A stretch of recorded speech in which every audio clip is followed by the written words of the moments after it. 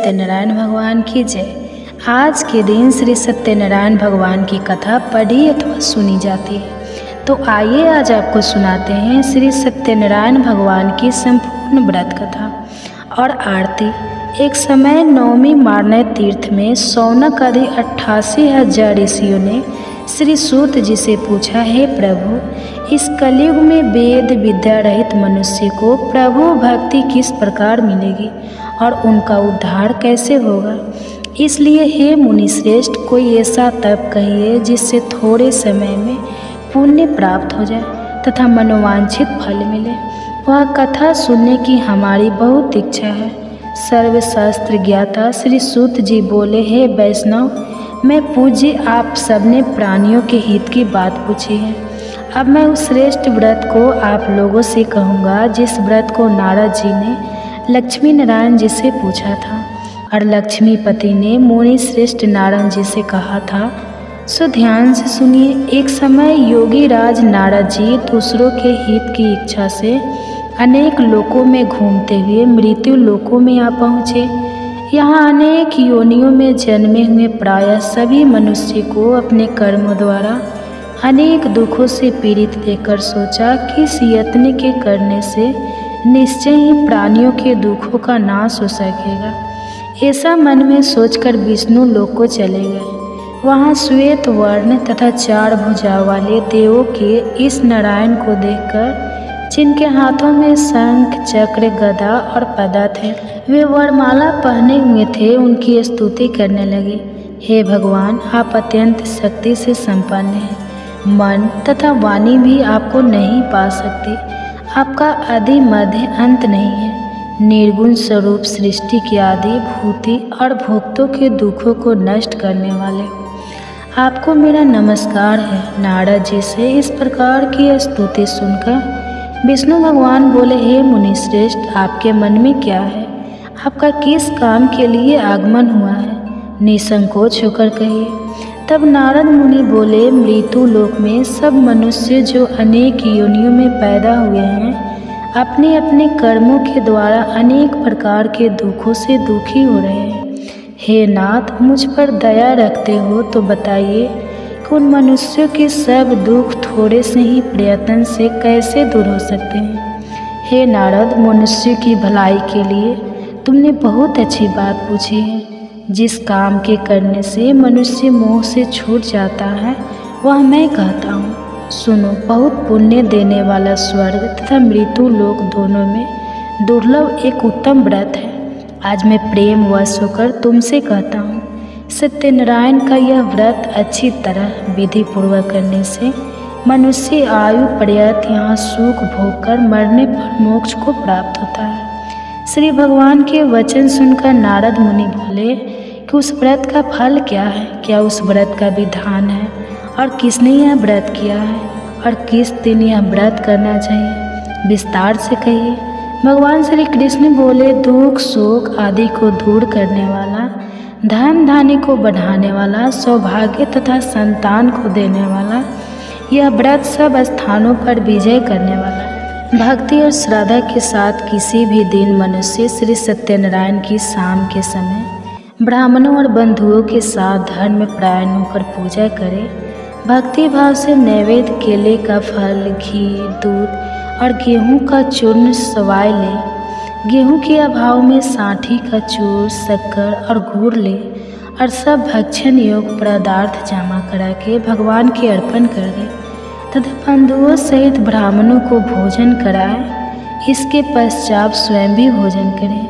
नृत्य गीत आदि का आचरण करके भगवान सत्यनारायण का स्मरण करते हुए समय व्यतीत करें। इस तरह व्रत करने पर मनुष्यों की सभी इच्छा निश्चय ही पूरी होती है। विशेषकर कली काल में भूमि पर यही मोक्ष का सरल उपाय है। इसके प्रसंग में सूत जी बोले, हे ऋषियों, जिसने पहले समय में इस व्रत को किया है इसका इतिहास कहता हूँ। ध्यान से सुनो। सुंदर काशीपुर नगरी में एक अत्यंत निर्धन ब्राह्मण रहता था।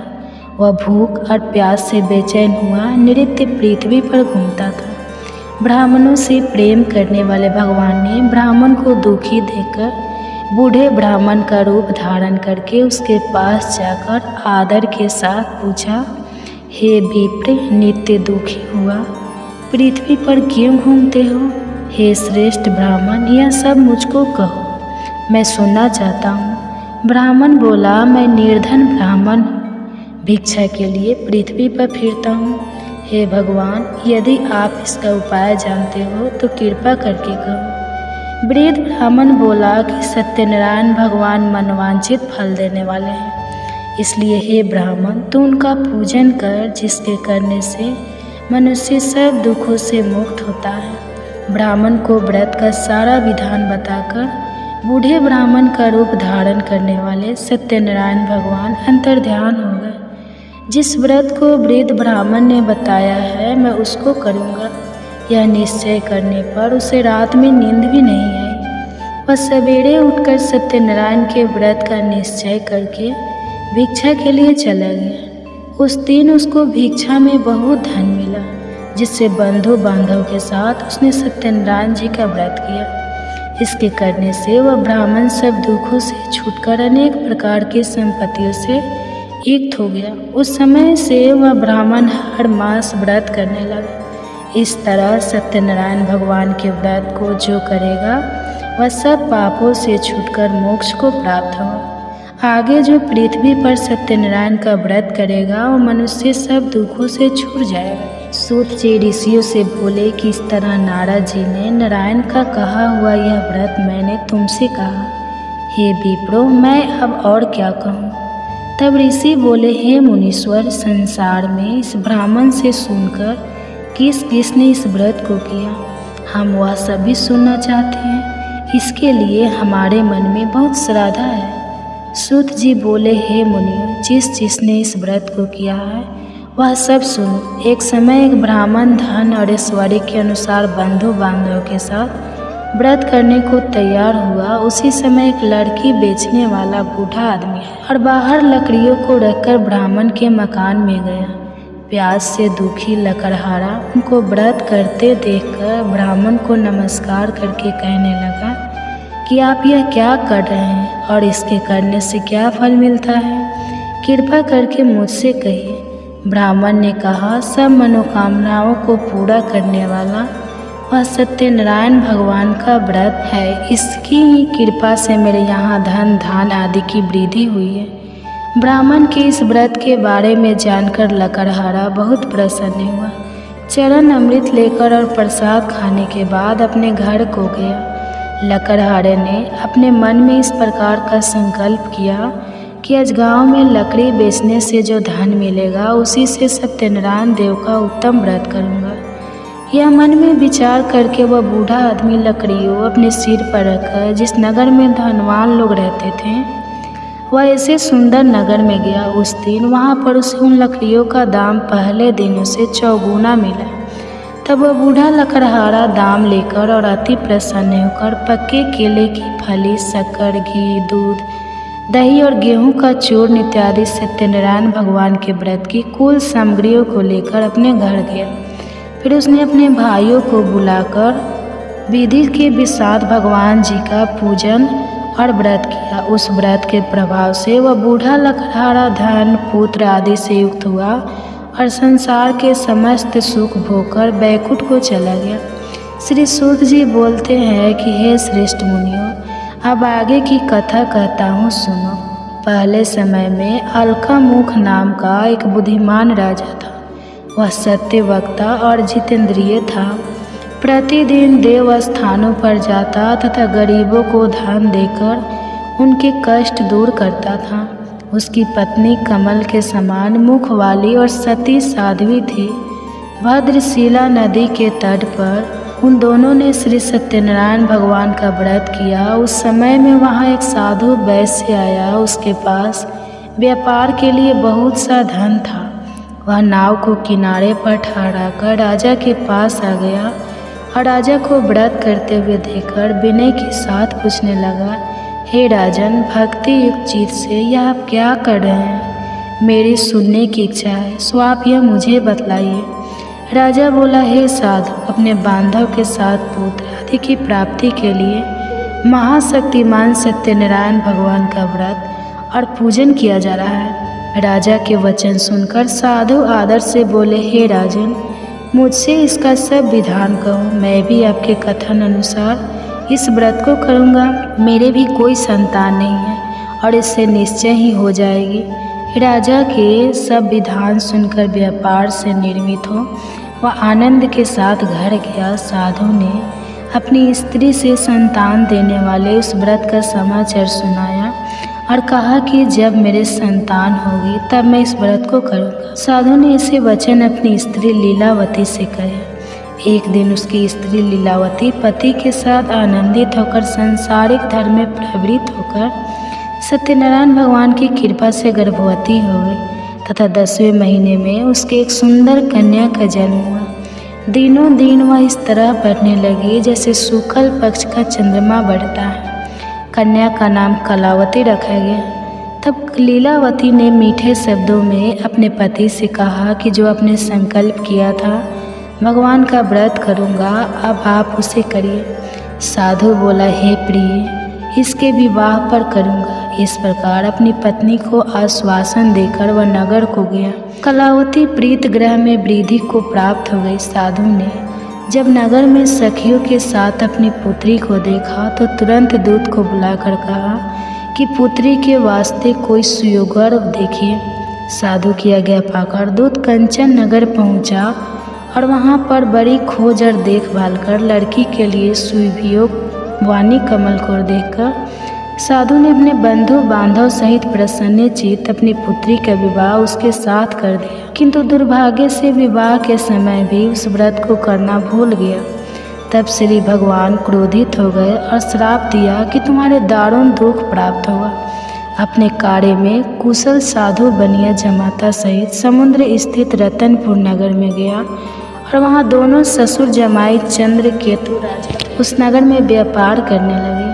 एक रोज भगवान सत्यनारायण की माया से प्रेरित कोई चोर राजा का धन चुराकर भागा जा रहा था, किंतु राजा के दूतों को आता देखकर चोर ने घबराकर भागते हुए राजा के धन को वहीं चुपचाप रख दिया जहां वह ससुर जमाई ठहरे हुए थे। तब दूतों ने उस साधु वैश्य के पास राजा के धन को रखा देखा तो वे दोनों को बांध कर ले गया और प्रसन्नता से डरते हुए राजा के समीप जाकर बोले, यह 2-4 हम पकड़ कर लाए हैं, देकर आज्ञा दे। तब राजा की आज्ञा से उनको कठोर कारावास में डाल दिया और उनका सब धन छीन लिया। सत्यनारायण भगवान के श्राप द्वारा उनकी पत्नी भी घर पर बहुत दुखी हुई और घर पर जो धन रखा था चोर चुरा कर ले गए। शारीरिक और मानसिक पीड़ा तथा भूख प्यास से अति दुखित होकर अन्न की चिंता में कलावती एक ब्राह्मण के घर गई। वहाँ उसे सत्यनारायण भगवान का व्रत होते देखा। फिर कथा सुनी तथा प्रसाद ग्रहण करके रात को घर आई। माता ने कलावती से कहा, हे पुत्री, अब तक कहाँ रह गई थी? वह तेरे मन में क्या है? कलावती बोली, हे माता, मैंने एक ब्राह्मण के घर से सत्यनारायण भगवान का व्रत देखा है। कन्या के वचन सुनकर लीलावती भगवान के पूजन की तैयारी करने लगी। लीलावती ने परिवार और बंधुओं सहित श्री सत्यनारायण भगवान का पूजन किया और वर मांगा कि मेरे पति और दामाद शीघ्र आ जाए। साथ ही प्रार्थना की कि हम सबका अपराध क्षमा करो। सत्यनारायण भगवान इस व्रत से संतुष्ट हो गए और राजा चंद्र केतु को स्वप्न में दर्शन देकर कहा, हे राजन, दोनों वैश्यों को प्रातः ही छोड़ दो। सब धन जो तुमने ग्रहण किया है वह दे दो, नहीं तो मैं तेरा धन, राज्य, पुत्र आदि सब नष्ट करूँगा। राजा से ऐसे वचन कहकर भगवान अंतर्ध्यान हो गए। प्रातःकाल राजा चंद्रकेतु ने सभा में अपना स्वप्न सुनाया। फिर दोनों वाणी कमन बुलाया। दोनों ने आते ही राजा को नमस्कार किया। राजा मीठे वचनों से बोले, हे महानुभाव भावी, ऐसा कठिन दुख प्राप्त हुआ है, अब तुम्हें कोई भय नहीं। ऐसा कहकर राजा ने उनको नए नए वस्त्र आभूषण पहनाए तथा उनका जितना धन लिया था उससे दुगुना धन उसे देकर आदर सहित विदा कर दिया। दोनों वैश्य अपने घर को चले गए। सूत जी बोले। वैश्य ने मंगलाचार करके यात्रा आरंभ की और अपने नगर को चला। उनके थोड़ी दूर निकलने पर दंडी वेशधारी सत्यनारायण भगवान ने उनसे पूछा, हे साधु, तेरी नाव में क्या है? अभिमानी वनी कमनी, आप क्यों पूछते हो? क्या धन लेने की इच्छा है? मेरी नाव में तो बोलो और पत्ते भरे हैं। पैसे का कठोर वचन सुनकर भगवान ने कहा, तुम्हारा वचन सत्य हो। दंडी ऐसा कहकर वहाँ से चले गए और कुछ दूर जाकर समुद्र के किनारे बैठ गए। दंडी के जाने पर वैश्य ने नित्य क्रिया करने के बाद नाव को ऊंची उठी देखकर अवंचा किया और नाव में बेल पत्ते आदि देकर मूर्छित होकर जमीन पर गिर पड़ा। फिर मूर्छा खुलने पर अत्यंत शोक प्रकट करने लगा। तब उसका दामाद बोला कि आप शोक ना करें, यह दंडी का श्राप है, अतः उनकी शरण में चलना चाहिए, तभी हमारी हर मनोकामना पूरी होगी। दामाद के वचन सुनकर वह दंडी के पास पहुंचा और अत्यंत भक्ति भाव से नमस्कार करके बोला, मैंने जो आपसे असत्य वचन कहे थे उनको क्षमा करो। ऐसा कहकर महान सुख होकर रोने लगा। तब दंडी भगवान बोले, हे वानिक, से बार बार तुम्हें दुख प्राप्त हुआ है, तू मेरी पूजा से विमुख हुआ। साधु बोला, हे भगवान, आपकी माया से मोहित ब्रह्मा आदि भी आपके रूप को नहीं जानते, तब मैं अज्ञानी कैसे जान सकता हूँ? आप प्रसन्न होइए, मैं सामर्थ्य के अनुसार आपकी पूजा करूँगा, मेरी रक्षा करो और पहले के समान नौका में धन भर दो। उसके भक्ति का यह वचन सुनकर भगवान प्रसन्न होकर उसकी इच्छा अनुसार वर देकर अंतर्ध्यान हो गए। तब उन्होंने नाव पर आकर देखा कि नाव धन से परिपूर्ण है। फिर भी वह भगवान सत्यनारायण का पूजन कर साथियों सहित अपने नगर को चला। अब अपने नगर के निकट पहुंचा, तब दूत को घर भेजा। दूत ने साधु के घर जाकर उसकी स्त्री को नमस्कार करके कहा कि साधु, अपने दामाद सहित इस नगर के समीप आ गए हैं। ऐसा वचन सुनकर साधु की स्त्री ने बड़े हर्ष के साथ सत्यदेव का पूजन कर पुत्री से कहा, मैं अपने पति के दर्शन को जाती हूँ, तू कार्य पूरा करके शीघ्र आ। माता के ऐसा वचन सुनकर कलावती प्रसाद छोड़कर पति के पास गई। प्रसाद की अवज्ञा के कारण सत्यदेव ने रुष्ट होकर उसके पति को नाव सहित पानी में डुबा दिया। कलावती अपने पति को न देखकर रोती हुई जमीन पर गिर गई। इस तरह नौका को डूबा हुआ तथा कन्या को रोता देखकर साधु दुखी होकर बोला, हे प्रभु, मुझसे या मेरे परिवार से जो भूल हुई है उसे क्षमा करो। उसके 3 वचन सुनकर सत्यदेव प्रसन्न हो गए और आकाशवाणी हुई कि हे साधु, तेरी कन्या मेरे प्रसाद को छोड़कर आई है, इसलिए इसका पति अदृश्य हुआ है। यदि वह घर जाकर प्रसाद खाकर लौटे तो इससे पति अवश्य मिलेगा। ऐसी आकाशवाणी सुनकर कलावती ने घर पहुंचकर प्रसाद खाया, फिर आकर पति के दर्शन किए। तत्पश्चात साधु ने बंधु बांधव सहित सत्यदेव का विधि पूर्वक पूजन किया। उस दिन से वह पूर्णिमा को सत्यनारायण का पूजन करने लगा। फिर इस लोक का सुख भोगकर अंत में स्वर्ग लोक को गया। सूत जी बोले, हे ऋषियों, मैं और भी कथा कहता हूँ, आप सुनिए आरती। जय जगदीश हरे स्वामी, जय जगदीश हरे। भक्त जनों के संकट, दास जनों के संकट क्षण में दूर करे। जय जगदीश हरे स्वामी, जय जगदीश हरे। भक्त जनों के संकट, दास जनों के संकट क्षण में दूर करे। जय जगदीश हरे।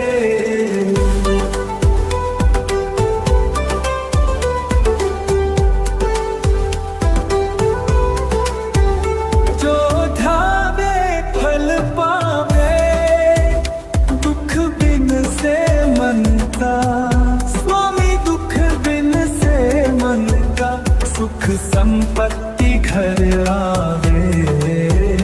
कष्ट मिटे तन का। जय जगदीश हरे स्वामी, जय जगदीश हरे। जो ठावे फल पावे, दुख बिन से मन का। स्वामी दुख बिन से मन का सुख संपत्ति घर आवे। कष्ट मिटे तन का।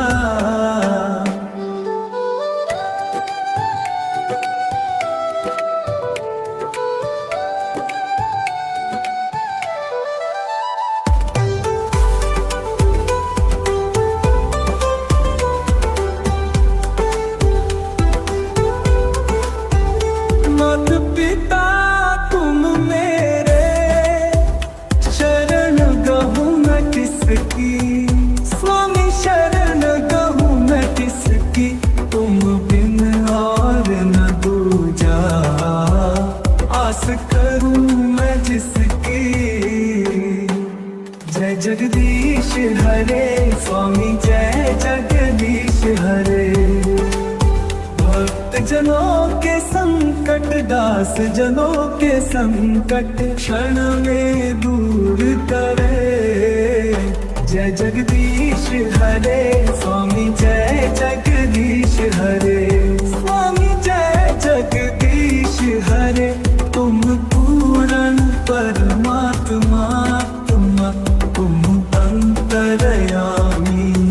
स्वामी तुम अंतर्यामी पर ब्रह्म परमेश्वर तुम सबके स्वामी तुम सबके स्वामी। जय जगदीश हरे स्वामी जय जगदीश हरे। भक्त जनों के संकट दास जनों के संकट क्षण में दूर करे। जय जगदीश हरे। जय जय जय जगत के पालन जय जय विष्णु भगवान। सृष्टि के पालन करता सब संकट करे निदान।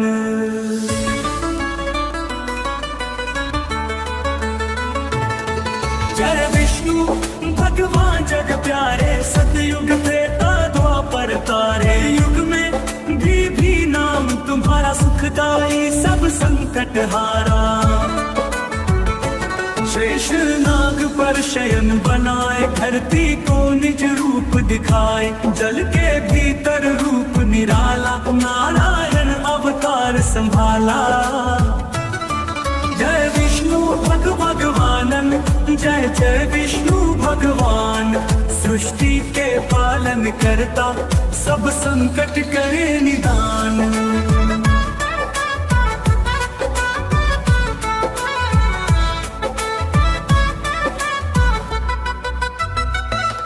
गर्भ में जब प्रलय होए भारी तुम धारण मच का अवतारी। कच्छप रूप धर धरा बचाई मन में धीरज तुमने बंधाई।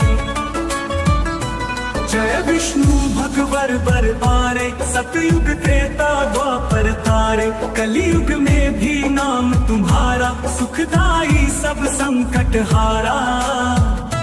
शेष नाग पर शयन बनाए धरती को निज रूप दिखाए। जल के भीतर रूप निराला नारायण अवतार संभाला। शेष नाग पर शयन बनाए धरती को निज रूप दिखाए। जल के भीतर रूप निराला नारायण अवतार संभाला नारायण अवतार संभाला। गर्भ में जब प्रलय होए भारी तुम धारण मच का अवतारी। कच्छप रूप धर धरा बचाई मन में धीरज तुमने बंधाई। वराह रूप धर जब तुम आए धरती को फिर ऊपर लाए। नृसिंह रूप जब तुम आए प्रहलाद को सदा सुख पाए। वामन रूप धर बल संहारे। विक्रम रूप से 3 पग तारे। राम बन कर रावण मारा। लक्ष्मण संग सीता उबारा।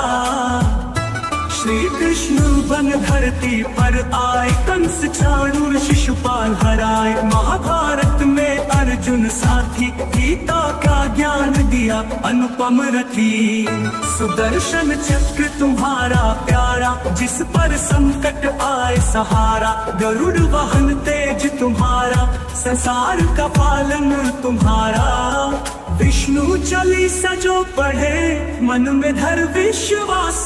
सुख शांति और संपत्ति पाए मिटे सभी संताप। श्री विष्णु जी की कृपा सभी पर बनी रहे।